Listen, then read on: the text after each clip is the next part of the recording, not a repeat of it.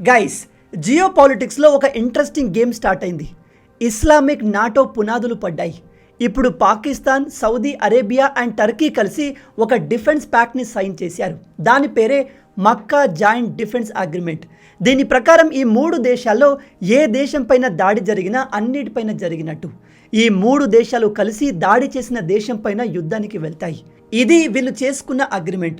మరి ప్రాక్టికల్గా ఇది వర్క్ అవుతుందా అంటే డెఫినెట్లీ అవ్వదు. ఎందుకంటే ఆల్రెడీ పాకిస్తాన్కి సౌదీ అరేబియాకు మధ్య డిఫెన్స్ అగ్రిమెంట్ ఉంది. అయినా కూడా మనం పాకిస్తాన్ పైన దాడి చేసిన అండ్ రీసెంట్గా ఆఫ్ఘనిస్తాన్ పాకిస్తాన్ పైన దాడి చేసిన ఈ పాకిస్తాన్ని కాపాడడానికి సౌదీ అరేబియా రాలేదు. అలాగే సౌదీ అరేబియా పైన ఇరాన్ దాడులు చేస్తున్నప్పటికీ సౌదీని కాపాడడానికి పాకిస్తాన్ వెళ్ళలేదు. కాబట్టి ఈ అగ్రిమెంట్ని మనం అంత సీరియస్ తీసుకోవాల్సిన అవసరం లేదు. బట్ ఇప్పుడు వీళ్ళతో పాటు టర్కీ కూడా కలవడం కాస్త మన ఇండియాకు ప్రాబ్లమ్ని క్రియేట్ చేయవచ్చు. ఎందుకంటే టర్కీ మన ఇండియాకు ఒక శత్రు దేశం. నిజం చెప్పాలంటే ఈ టర్కీ ఒక విశ్వాసం లేని దేశం. మన భారత్ టర్కీని ఎప్పుడు కూడా శత్రువుగా చూడలేదు. అనేక సార్లు మనం టర్కీకి సహాయాన్ని కూడా చేశాము. కానీ దానికి బదులు టర్కీ మన ఇండియాను టార్గెట్ చేసేది. ఒకటి, వీళ్ళు మన కాశ్మీర్ ఇష్యూని రేస్ చేస్తూ యునైటెడ్ నేషన్లో పాకిస్తాన్ని సపోర్ట్ చేసేవారు. అండ్ ఆపరేషన్ సింధూర్ సమయంలో మన పైన దాడులు చేయడానికి ఈ టర్కీ పాకిస్తాన్కి డ్రోన్స్ని, మిసైల్స్ని ప్రొవైడ్ చేసింది. అందుకే ఇప్పుడు Turkey, Pakistan and Saudi Arabia కలిసి డిఫెన్స్ అగ్రిమెంట్ చేసుకుంటున్నాయని తెలిసి వెంటనే ఇజ్రాయెల్ ప్రధానమంత్రి బెంజమిన్ నెతన్యాహు మన మోడీ గారికి ఫోన్ చేసి ఈ విషయం గురించి మాట్లాడారు. నేను మీకు మన ప్రీవియస్ వీడియోస్లో చాలాసార్లు చెప్పాను. టర్కీ ఎక్స్ట్రాలు చేయడం చూసి మనం టర్కీకి శత్రువైన సైప్రస్కి హెల్ప్ చేయడం మొదలుపెట్టాము. సైప్రస్ దేశానికి మనం మన బ్రహ్మోస్ మిసైల్స్ని ఇస్తామనే మాట కూడా ఇచ్చాము. ఈ విషయం తెలిసి టర్కీలో భయం మొదలైంది. టర్కీ మీడియా కూడా బ్రహ్మోస్ మిసైల్స్ సైప్రస్ దగ్గరికి వస్తే టర్కీ ప్రమాదంలో పడుతుంది అంటూ అనేక ఆర్టికల్స్ని ఆ సమయంలో పబ్లిష్ చేసింది. అయితే ఇప్పుడు ఈ ఇస్లామిక్ నేటోని కౌంటర్ చేస్తూ మోడీ గారు అండ్ బెంజమిన్ నెతన్యాహు కలిసి ఒక హెగ్జాగాన్ అంటే 6 దేశాలతో డిఫెన్స్ అగ్రిమెంట్ చేయబోతున్నారు అని తెలుస్తోంది. బై ద వే, ఈ డిఫెన్స్ అగ్రిమెంట్ వీళ్ళలాగా ఉండదు. ఎందుకంటే ఇజ్రాయెల్ ప్రతిరోజు ఏదో ఒక దేశం పైన దాడి చేస్తూ ఉంటుంది. అలాంటి యుద్ధాల్లో మనం వెళ్ళదలుచుకోలేదు. కానీ వెపన్స్ టెక్నాలజీ షేరింగ్ విషయంలో, ఇంటెలిజెన్స్ షేరింగ్ విషయంలో, మిలిటరీ కోఆపరేషన్ విషయంలో ఒక అగ్రిమెంట్ జరగబోతున్నట్టుగా తెలుస్తోంది. ఇందులో India, Israel, Cyprus, Greece, UAE లాంటి దేశాలు ఉండబోతున్నాయి.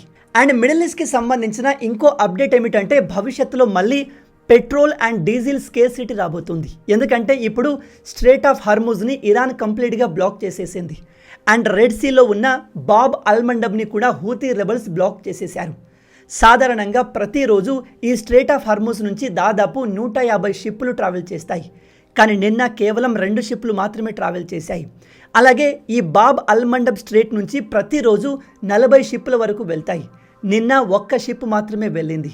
ఇప్పుడు మీకు డౌట్ రావచ్చు, ఈ కింద ఉన్న బాబ్ అల్మండబ్ని ఎవరు బ్లాక్ చేశారు అని. విషయం ఏమిటంటే ఇరాన్ సౌదీ అరేబియా పైన దాడులు చేస్తుంది. సౌదీ అరేబియా అమెరికాకు మిత్ర దేశం.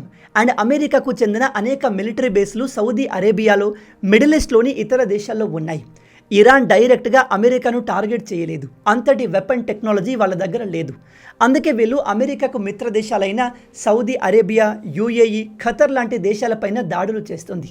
అయితే ఇప్పుడు ఇరాన్ స్ట్రేట్ ఆఫ్ హార్ముజ్ని బ్లాక్ చేయడంతో పాటు ఇదిగో ఈ కింద యెమెన్ దేశంలో ఉన్న హూతీ రెబల్స్ని కూడా యాక్టివేట్ చేసింది.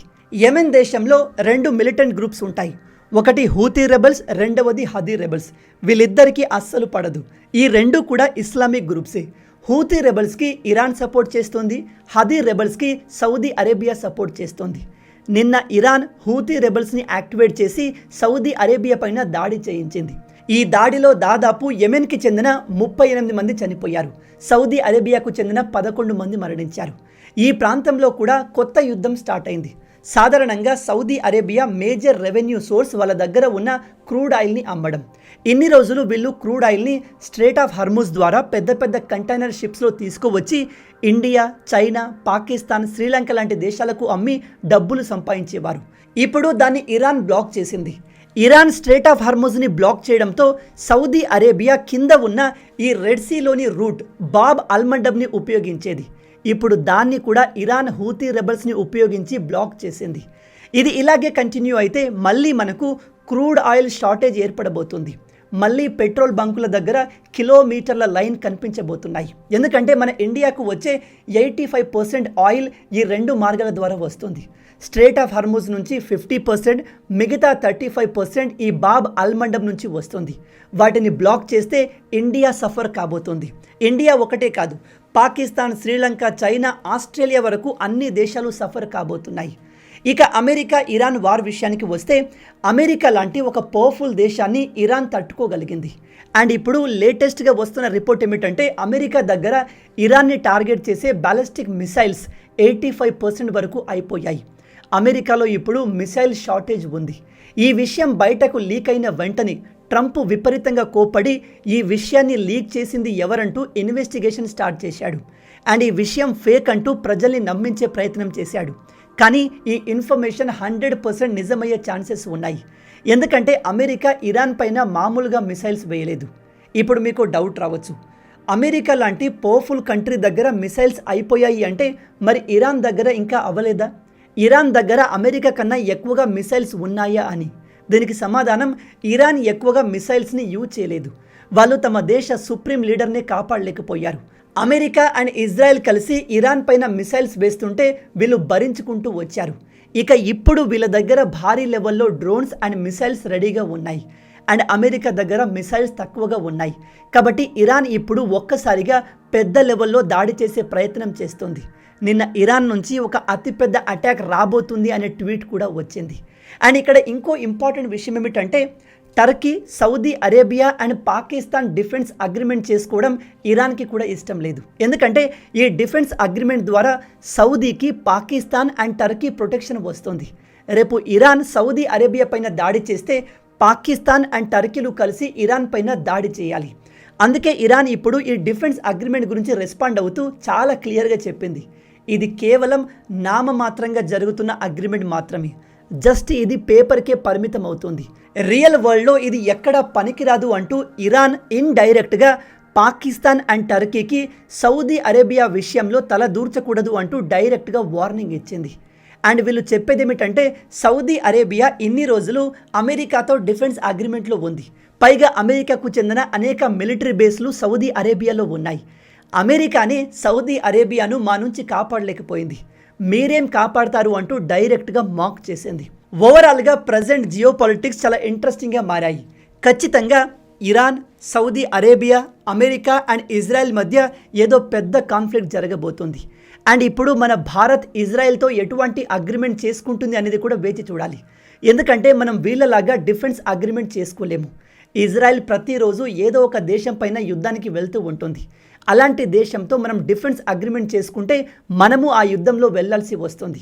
కానీ అలా కాకుండా military intelligence, weapons technology sharing, military cooperation లాంటి అగ్రిమెంట్ చేసుకుంటే భవిష్యత్తులో మనం ఈ పాకిస్తాన్ని అలాగే టర్కీని కౌంటర్ చేయడానికి ఇజ్రాయెల్ మనకు చాలా ఉపయోగపడుతుంది. ఈ హోల్ టాపిక్ గురించి మీరేమనుకుంటున్నారు? మన ఇండియాకు ఏదైనా ప్రమాదంగా మారుతుందా? ఎందుకంటే టర్కీ అండ్ పాకిస్తాన్లు మనకు కన్ఫర్మ్గా శత్రు దేశాలు. కానీ సౌదీ అరేబియా మనకు శత్రు దేశం కాదు. సౌదీ అరేబియాకు వేరే ఆప్షన్ లేక తమ దేశాన్ని, తమ దేశ ప్రజల్ని కాపాడడానికి ఈ పాకిస్తాన్తో అగ్రిమెంట్ చేసుకుంది. ఎందుకంటే పాకిస్తాన్ సైనికుల్ని సౌదీ అరేబియా రెంటుకు తీసుకొని తమను ఇరాన్ నుంచి కాపాడుకుంటుంది. సో అది వాళ్ళ అవసరం. ఈ విషయాన్ని ఇండియా అర్థం చేసుకుంది. సౌదీ అరేబియా లాస్ట్ టైం పాకిస్తాన్తో అగ్రిమెంట్ చేసుకుంటున్నప్పుడే ఈ విషయాన్ని ఇండియాకు ఎక్స్ప్లెయిన్ చేసింది. బట్ ఈ ఇస్లామిక్ నాటోని ఇండియా ఎలా చూడాలి? ఇది మనకు ప్రమాదమా కాదా? ఇజ్రాయెల్తో మనం కలిసి పనిచేస్తే బాగుంటుందా లేదా? మీ ఆలోచనల్ని కింద కామెంట్లో తప్పకుండా చెప్పండి.